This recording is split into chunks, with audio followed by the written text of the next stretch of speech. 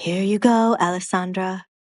I will get the papers and everything else to perform the wedding so you two can be on your way. I'm sorry there wasn't another priest available. Peter talks too much. He could talk for days, a skill he used when scamming people before turning over a new leaf. Edgar loudly spoke to irritate the priest.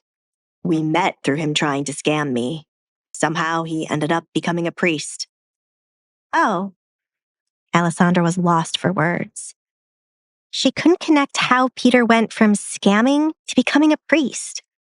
You don't need to hold on to your past forever. Move on and find something to make you happy. Once we have collected your belongings tomorrow, there is nothing you need to ever revisit with that house, said Edgar. I know. If I hadn't met you that night and my father told me about going with William, I would have abandoned everything and run away. I don't know where I would have gone as I have no money, but I would never return to that home. My father is gone, and my mother is nowhere to be found. I am letting go of my life as a Barrett from the moment I say I do. Unfortunately, I know Katrina and Kate will come looking for me. Alessandra sighed, knowing tomorrow would be chaotic. I will keep them away from you, Edgar promised. No one was allowed to step foot on his property without his permission. No, I will handle them myself. You have already done a lot for me, and as much as it would be easier for you to deal with them, I must handle this on my own. As your wife, many obstacles will be placed in front of me, and I cannot depend on you to solve all of them. I will see to it you don't regret doing this with me, Alessandra said, fully determined to become a woman who could stand on her own. I am never going to allow anyone to mistreat me again. And if anyone tries to do the same to you, I might just kill them. My, what an interesting woman I am marrying. Edgar chuckled, highly entertained by Alessandra promising to protect him. He was right in thinking back then she would become a woman to flip the town upside down. I have a feeling our married life will be entertaining.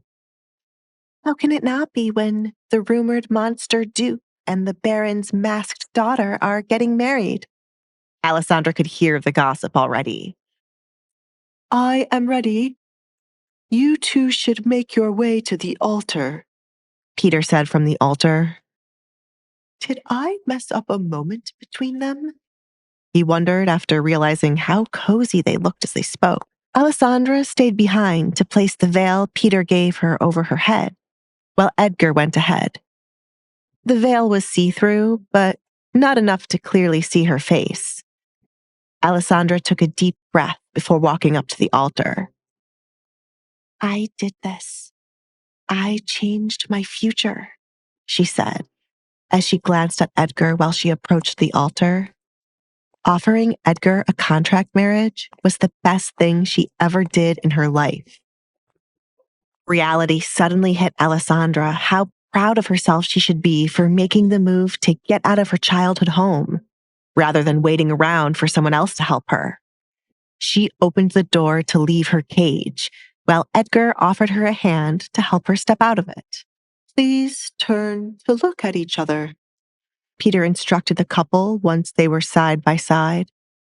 Regardless of his opinion of Edgar, he hoped this marriage would be one full of love. Peter picked up the two makeshift rings Edgar created to hand one over to each of them. One of the richest men in the kingdom, and he gives his bride a ring made of wire. He couldn't help but shake his head. Dear friends and family, Peter began out of instinct, but then paused when he remembered there was no one here for the couple. Am I supposed to say everything? He leaned closer to Edgar to ask this. Skip to the end, Edgar replied, rolling his eyes as he deeply regretted not going to another priest. Hey, I'm Alessandra. If you're wondering what happens next, download the Pocket FM app now and listen to the exciting episodes of The Duke's Masked Bride.